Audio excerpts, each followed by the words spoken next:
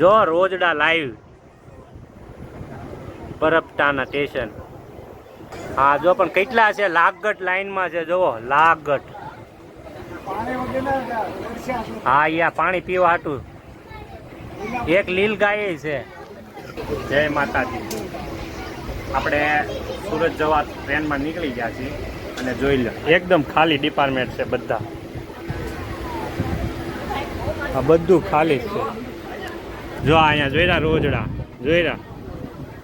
અમને રેડિયો મીડિયામાં હાલો અને જુઓ આ ટ્રેનમાં બધા અત્યારે આપણા સમાજના જે બાલાપર ગામની અંદર ઉત્સવ હતો ને એમાં ગયા હતા ને બધા સભ્યો છે અત્યારે.